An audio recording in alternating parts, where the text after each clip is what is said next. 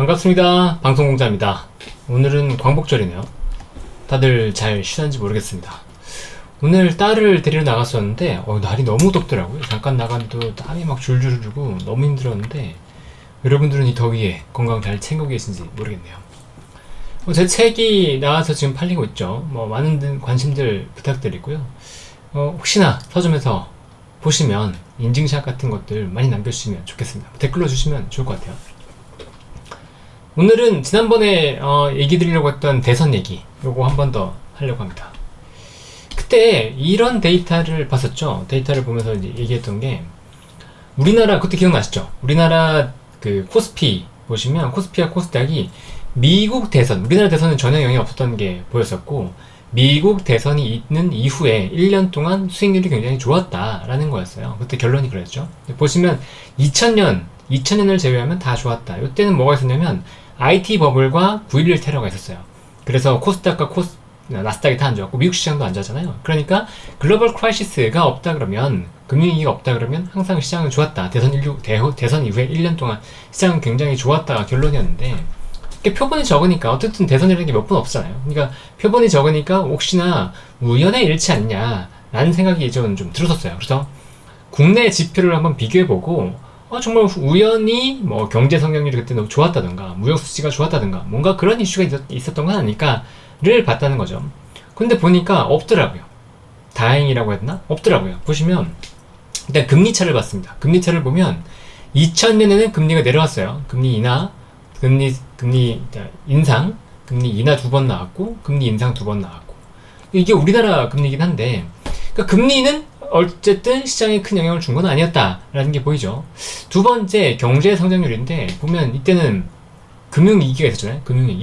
금융위기 때 뚝 떨어졌을 때, 요때가 있었고, 2013년에도 3%대, 좀 회복하지 못하고 있는 그런 모습이긴 하죠. 근데 3%대, 이때 이제 코로나 이후에 4%대 성장률이 나오고, 어쨌든 이런 거랑 상관이 없어요. 크게 상관없이 항상 다 올랐다는 거고, 물가 상승률이 딱히 영향을 준 것 같지는 않고요. 성장률이 적었네요. 경상수지가 계속 커지고 있긴 한데, 이때 보면 거의 제로잖아요. 거의 없고. 근데 경상수지의 규모가 딱히 시장에 엄청나게 영향을 준다, 이런 느낌도 아니에요. 이때 보면은 경상수지가 773억 달러인데 상승률을 보면 4.4%, 1.6%잖아요. 그러니까 오르긴 올랐는데 많이 오른 건 아니라는 거죠. 이때는 2012년도부터 이제 그게 있었을 거예요. 아마 그리스를 기반으로 한 남유럽 재정위기, 이때 이제 영향이 있으면서 수익률이 좀 덜했던 상황이었고, 그거 이외에도 한번 보세요. 보시면 환율이 이때는 올랐고 내렸고 올랐고 내리고. 환율이 변동에 따라서 시장에 엄청난 영향을 줬다, 이렇게 보기도 어려운 거예요. 그러니까 결론적으로 제가 봤을 때는 결국은 우리나라 시장이 좋았던 건 미국 대선이 때문이다 라는 거고, 지난번에 얘기드렸던 것처럼 글로벌 금융위기가 없다 그러면 우리나라도 내년 11월부터 올해 11월부터 내년 11월까지는 굉장히 수익률이 좋을 거다. 그러니까 그때 우리가 플레이를 해야 된다 라고 얘기 드리는 거죠. 그럼 그 다음 얘기를 제가 드릴 거라고 얘기했었잖아요. 보시면 일단은 뭘 봐야 되냐, 정책 테마주를 봐야 되냐. 저는 공시를 통해서 기다려보자 라는 얘기를 드려요. 공시를 통해서 뭔가 움직임이 나올 수 있으니까 그거를 잘 찾아서 포착해서 투자를 하자 라는 거죠. 대표적으로 이제 지난번 사이클에서의 얘기를 드리는 거예요. 전력 얘기를 드리는데, 많은 분들이 이제 다들 아실 겁니다. 재룡전기 모르면 아마 주식 투자한다고 보기 어려울 정도로 재룡전기는 이제 다들 아시는데, 제 블로그에 오는 분들은 아시겠지만 22년 5월에 제가 이 얘기를 했었어요. 근데 재룡전기를 제가 이제 매일매일 공시를 보다 보니까, 매일매일 공시를 보는데 매일은 아니고 자주 이렇게 등장하는 거예요. 수주가 자주 등장하는 게 너무 신기했던 거죠. 왜 이렇게 수주가 자주 등장할까? 그럼 이전에도 수주가 있었을까를 살펴보는 계기가 되는데, 이거 보시면 보이시죠? 여기 이게 뭐냐면 2021년 이전에 있었던 수주를, 10년간 있었던 수주를 본 거예요. 그러니까 이거 딱 한 건 있었다는 거죠. 근데 그것만으로도 기재정정이에요. 기재정정.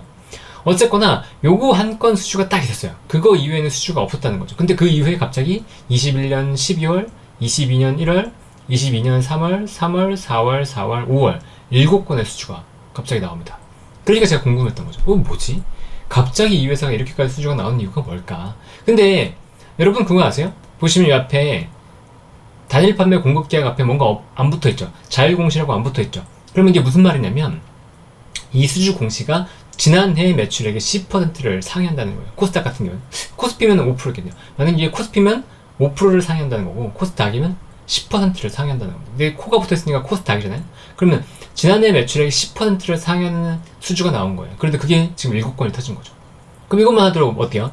적어도 작년 매출의 70% 이상의 수주가 한 번에 나온 거죠. 그럼 기간이 긴 수주일까? 이걸 한번 이제 확인해 보는 거예요. 보면 21년 12월부터 22년 7월까지 22년은 다 잡히네.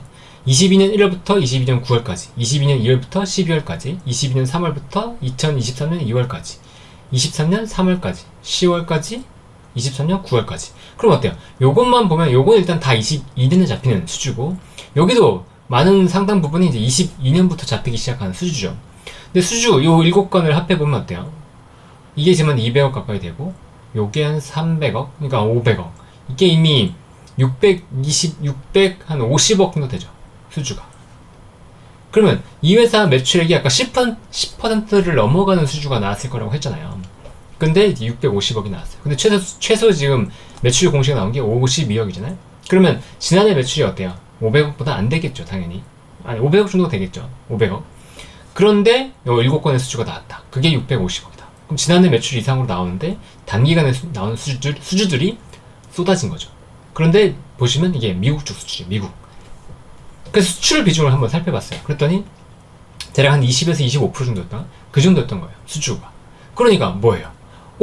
원래 수출이 없었는데 갑자기 수출 기반으로 수주가 쏟아지기 시작하고, 이 수주 규모가 지난해 매출을 상회하는 정도로 단숨에 나왔다. 그런데 원래 수주가 없던 회사가 지난 10년을 봤더니 이런 수주 공시가 나오지 않는 형태의 회사가 갑자기 수주 공시가 나왔다라는 거죠. 그러니까 국내 사업 같은 경우에 변압기를 납품하는데 뭐 수주를 하지 않고 아마 이런 계약, 그러니까 간단한 계약을 통해서 계속해서 납품하는, 자동차 부품처럼 이렇게 공급하는 형태로 아마 갔을 거란 말이에요. 그런데 이 수출이 되다 보니까 갑자기 사업의 형태가 바뀌고 수주가 쏟아지면서 이게 매출이 나오고 실적이 간 거죠. 주가가 간 거예요. 근데 사실 이때만 하더라도 이 5월까지 봤을 때 수주가 그러니까 이때만 하더라도 뭐가 없었냐면 주가가 안 움직였어요. 시장에서 이렇게 수주가 나오는데도 별로 관심이 없었죠. 시가총액이 그때 한 700억? 1000억이 안 됐거든요. 1000억도 안 되고 규모도 작고 하다 보니까 시장에서 관심이 없었는데, 저는 반대로 굉장히 재밌다라고 생각했었죠. 보면 아까 말씀드린 대로 매출액이 500억도 안 됐던 회사란 말이에요. 영업이익률 보세요. 0.2%. 그런데 잘 나올 때가 영업이익률이 12.7%까지 나왔어요. 그래서 제가 이게 해외 수주가 더해지면 뭐 적어도 영업이익률이 15% 20% 나올 수도 있겠네 라고 추측을 했었죠. 그게 실수였어요. 이게 수출이었잖아요. 그러니까 수출이 마진이 얼마나 좋은지에 대해서 제가 좀 더 간과했던 거죠. 물론 이제 회사랑 통화했는데 회사에서는 한 10% 정도 나오지 않을까 라고 얘기했어요. 그때만 하더라도. 그래서 제가 너무 과소평가했던 거죠. 그래서 일찍 팔긴 했는데 어쨌든 보시면 38.1%까지 나옵니다. 엄청나게 높은 수익률을 보여줘요. 이게 0.2%, 12%가 매수인 줄 알았는데 40% 가까운, 그럼 분기로 보면 40%도 넘는 그런 수익률이 나온 거죠. 그러니까 매출액도 이렇게 점핑을 하는 거예요. 매출도 점핑을 하고 영업이익도 점핑을 하니까 주가도 점프를 하는 그런 상황이 나온 겁니다. 그러면 이게 이 회사만의 일이냐 궁금하잖아요. 그럼 살펴봐야죠. 일단은 변압기 사업을 한다고 했으니까 변압기 관련해서 같이 사업을 하는 업체를 찾아보자고요. HD 현대일렉트릭이 있습니다. 그때만 하더라도 22년 1분기만 하더라도 HD 안 붙었었고, 왜냐면 HD 그룹 자체가 원래 현대중공업 그룹이잖아요. 그때만 하더라도 HD가 안 붙어 있었어요. 어쨌든 현대일렉트릭이라는 이름으로 분기 실적을 발표할 때입니다. 그런데 22년 1분기 그때부터 이제 본 거죠. 왜냐면 22년 초에 아까 재정전기 수주가 들어왔잖아요. 그럼 22년 1분기에 이 회사가 실적 발표할 때 뭐라고 얘기하냐? 수주가 갑자기 늘어났어요. 이 중동 수주장에서 수주 매출액이 지금 크게 늘었다고 발표했잖아요. 근데 보면 수주가 정말 크게 늘었네 라고 보이죠. 근데 이유를 보니까 신재생용 특수장비 관련된 수주가 나온다고 얘기해요. 잘 생각해 보세요. 바이든 대통령이 당선된 게 언제였죠? 20년 11월. 그리고 21년부터 수행했어요. 업무를 수행했고 21년부터 뭘 얘기하냐면 신재생 관련해서 본격적으로 투자를 하겠다라고 얘기한 거죠. 그러니까 신재생은 잘 생각해보시면 분산 발전이란 말이에요. 그렇잖아요. 태양광 보세요. 태양광, 풍력 이런 것들이 분산돼서 발전이 이루어져요. 그러니까 이런 발전소들은 그런 기존의 원전이나 화력보다도 전력기기나 전선 수요가 더 늘어난다는 거죠. 당연할 거 아니에요. 조금씩 발전소가 있으니까 이걸 연결해서 수용각까지 연결하려고 그러면 당연히 변압기나 이런 전선이 더 많이 들어가는 거죠. 그러니까 신재생 에너지 쪽에 투자를 많이 했고 신재생이 에너지가 들어가기 시작하니까 뭐가 부족해요? 전선 전력기기가 부족한 거죠. 이 전력기기가 먼저 부족한 게 보였다는 거예요. 그래서 이쪽에서 수주가 늘어나기 시작합니다 라고 이제 얘기한 거고, 그 다음 볼까요? 그 다음에 3분기 실적입니다. 22년 3분기, 아까 22년 1분기를 봤었고 22년 3분기에 갑자기 북미 사업을 별도로 안내하기 시작합니다. 원래 없었어요. 원래 없었는데 북미 사업을 얘기하기 시작하면서 이렇게 되는 거예요. 보시면 수주, 이 수주가 지금 7억 4,500만 달러, 그전 21년 연간으로 봤을 때 얼마 안 됐어요. 이때 3억 9천만 달러. 근데 이게 거의 2배 가까이 늘어났죠. 근데 언제? 3분기 만에 이만큼 늘었다는 거예요. 그리고 수주, 분기 수주가 지금 뭐 1억 6,500만 달러, 3억 5,400만 달러. 이게 조금 꺾이긴 했지만 2억 2,600만 달러. 지금 분기 수주의 레벨 자체가 크게 올라가 버렸죠. 근데 이유가 뭐냐? 노후기기 교체, 그 다음에 신재생 에너지 투자. 결국 이게 뭐야? 인프라 투자 플러스 신재생이 들어갔다는 거잖아요. 그러니까 바이든 대통령이 되고 나서 바이든 대통령의 정책에 의해서 실제로 변압기기가 수주를 받으면서 뭔가 모멘텀이 발생하고 있다. 그래서 수주가 급증하는 게 재룡전기도 보이고 HD 현대 일렉트릭도 보인다라는 거죠. 그래서 실제로 가장 최근에 이제 수주 발표를 보면 이게 24년 2분기까지거든요. 24년 2분기에 매출액도 점프했죠. 일단은 24년 1분기 대비해서 2분기 점프했고 전년 동기 대비해서 보면 거의 2배 가까이 매출액이 증가합니다. 그리고 수주를 보더라도 수주가 이제 1분기에만 증가했고 2분기에 살짝 감소하긴 했습니다. 요거는 동향을 좀 보긴 봐야 될 것 같고, 그 다음에 연도별 수주를 보면 23년에 이게 지금 17억 불, 18억 불 가까이 되던 게 지금 24년 2분기 만에 11억 불, 12억 불 가까이 되고 있죠. 그래서 요거는 딱 보면 진짜 수주가 어마어마하게 늘었구나. 북미 시장을 기반으로 해서 이게 지금 북미 시장만 해당되니까 요거를 이제 보자는 거예요. 근데 지금 시점에서 이 변압기를 보라는 거냐? 그건 아니죠. 왜냐면 이미 이 수주를 기반으로 실적이 많이 올라왔잖아요. 그리고 실적이 올라올 때 이따 차트 보면서 하나 더 얘기 드릴게요. 그래서 다른 기업들은 어떻냐? 재룡전기와 HD 일렉트릭만의 얘기는 아니었단 말이에요. 보시면 HD 현대 일렉트릭도 좋았지만 효성중공업도 좋았죠. 효성중공업이 건설 사업과 이제 전력기기 사업이 있는데, 전력기기 사업이, 이건 이제 수주가 전력기기 사업만 본 거예요. 그때 2조 6천억 정도의 수주에서 시작했다가 4조 1천억까지 증가합니다. 결국 수주가 계속 쌓이는 거예요. 실적도 좋아지죠. 근데 이 건설 사업이 있기 때문에 여기 같은 경우는 이제 명확하게 좀 달라지진 않는 게 단점이긴 합니다.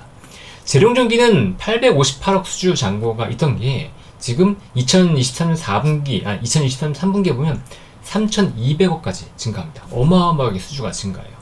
그리고 영업이익은 10억 정도, 이때 적자니까 안 보고 10억 정도였던 게 이제 258억까지 올라가게 되죠. 그러니까 어때요? 야, 시장에서 전력기기 실적 엄청 잘 나온다, 이제 너무 좋다라고 얘기할 만한 때가 된 거죠. 그리고 LS 일렉트릭 보시면 수주 잔고가 1조 5천억 정도에서 2조 5천억 정도까지 올라갑니다. 그러니까 이렇게 전반적으로 업체들이 다 수주 잔고가 올라가고 실적이 보세요. 이게 3,500억에서 8천억까지 올라가고 영업이익은 167억에서 지금 1,288억까지 좋아졌어요. 그러니까 이렇게 좋아지니까 시장에서는 계속 당연히 환호할 수밖에 없었다는 거죠. 근데 저는 이제 이런 전력기기에 대해서 조금 불안한 게 뭐냐면, 이미 시장의 기대는 많이 올라왔다. 그리고 수주 잔고가 이미 좋은 건 알고 있는데, 수주 잔고 말고 이제 신규 수주가 수주 잔고를 더 키울 수 있을 만큼 성장해야 된다라고 보거든요. 그게 나올지는 좀 더 봐야 된다라고 생각을 하죠. 그리고 상대적으로 LS 일렉트릭은 주가가 늦게 올라갔고, 나중에도 이제 전체적으로 봤을 때 레벨업 자체가 좀 덜 됐어요. 왜 그러냐? 보세요. 영업이익이 400억대에서 900억대. 이게 차이가 나잖아요. 이게 160억에서 지금 1200억으로 올라간 것과 400억에서 900억대로 올라간 거, 당연히 차이가 크게 났죠. 그러다 보니까 LS 일렉트릭은 좀 덜 늦게 올라갔다. 대신에 LS 일렉트릭은 나중에 얘기 드린 모멘텀을 더 크게 강하게 봤습니다. 한번 볼까요? 일단 HD 현대 일렉트릭 보시면 22년 1월 저가에서 이제 수주 잔고가 162% 증가하고 주가는 24배가 오릅니다. 실적은 이렇게 올라가는 모습이 보이죠. 실적 따라서 주가도 이렇게 올라가는 모습이 보입니다. 그죠? 살짝 고비를 맞긴 하지만 그래도 결국 실적 이거를 기대하면서 올라간단 말이야. 그리고 다음 재룡전기 같은 경우에도 수주 잔고가 수주 잔고가 256%가 증가했고 주가는 23배가 오릅니다. 근데 제가 발견했던 건 이때쯤이죠. 4월, 5월. 근데 이때만 발견했다고 하더라도 얼마가 돼요? 5,000원대였어. 5,000원대. 처음에 22년 저가가 4,360원인데 제가 봤을 때 한 5,000원대 초반 요 정도 느낌이었어요. 근데 그것만 본다고 하더라도 10만원까지 거의 20배 정도는 올랐다는 거죠. 이것도 실적이 보시면 이제 영업이익 QG에 따라서 살짝살짝 주가가 움직이는 게 보입니다. 그렇죠? 근데 여기 한 번 더 랠리를 가죠. 여기 왜 그랬을까? 그리고 효성중공업도 보시면 44,500원에서 이렇게 주가가 올라가는 게 보이죠? 주가는 10배가 올랐습니다. 상대적으로 덜 올랐죠. 말씀드렸던 것처럼 건설사업이 엮여있기도 하고 그 다음에 전력기기 쪽에서도 수주잔고가 다른 기업들만큼 좋아지진 않았어요. 그리고 마지막 LS일렉트릭을 보면 여기도 마찬가지로 주가가 7배 정도 오릅니다. 근데 부침이 상당히 심했죠. 여기만 하더라도 상당히 고통이 심했었고 올라갔다 조정을 다 받아버렸어요.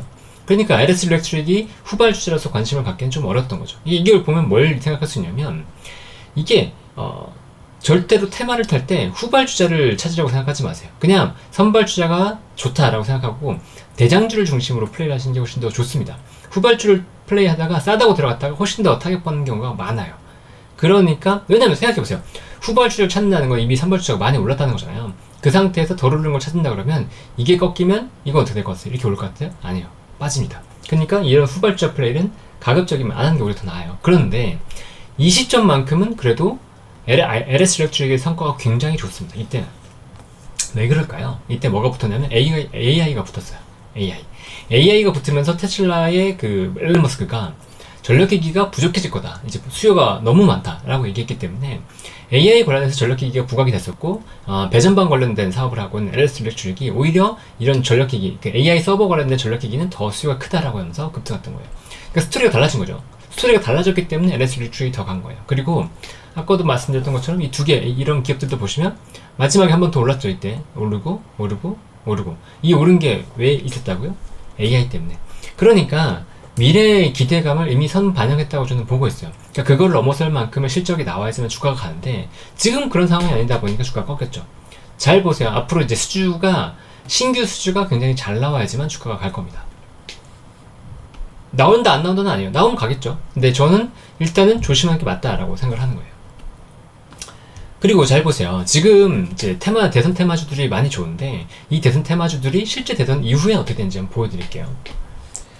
신재생에너지가 당연히 바이든 대통령이 당선되고 나서 굉장히 좋았죠. 근데 그 당시 이제 바이든 대통령이 더 지지율이 높아졌단 말이에요. 그래서 대선 관련해서 이미 20년 초반부터 해서 신재생 관련된 기업들이 대선 테마로 불거졌습니다. 그래서 이렇게 오른 거 보이시죠?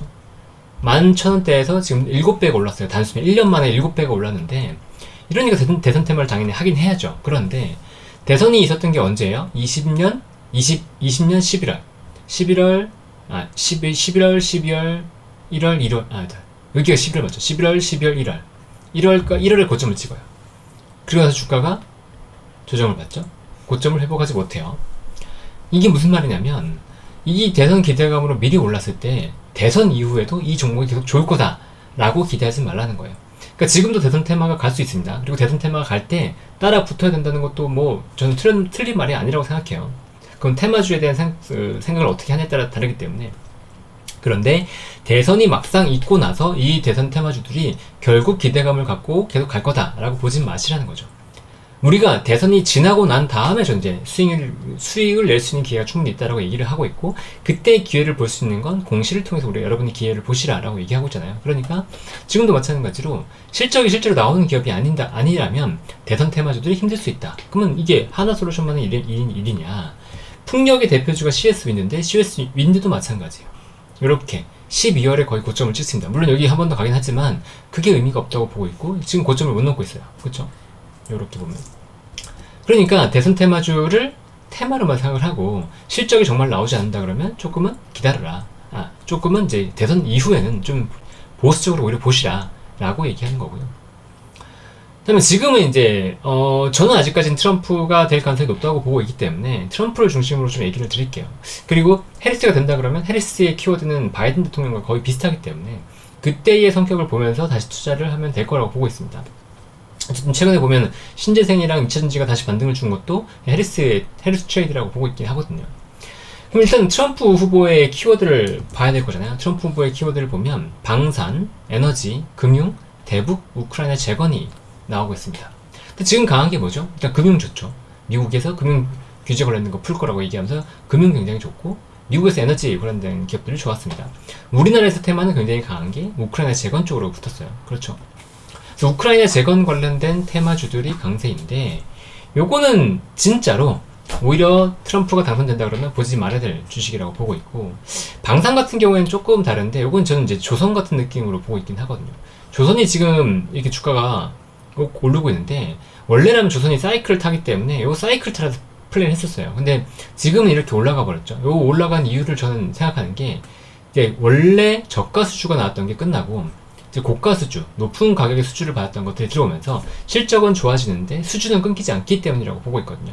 근데 방산이 약간 내년에 그런 사이클이 될 수 있다고 보고 있어서, 수출이 워낙 마진이 좋아요. 근데 그 수출 기반으로 한 실적이 내년에 본격적으로 더해지기 시작하는데, 올해부터 신규 수주가 더 나올 거라고 보고 있거든요. 그래서 요 관련된 주식들은 조금 더 봐도 되지 않을까라고 기대를 합니다.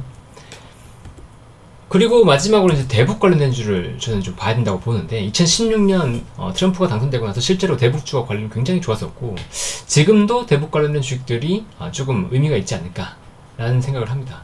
요거는 더 얘기 드릴까? 아니요, 여기서 마치죠. 그 다음에 의외인 부분을 얘기 드릴게요. 위에 다시 말씀드릴게요. 여기 보시면 트럼프 대선 그 테마, 트럼프가 당선되고 나서 1년 동안 우리나라에서 강했던 테마와 조 바이든이 당선되고 나서 우리나라에서 1년 동안 강했던 테마를 비교해 본 거예요.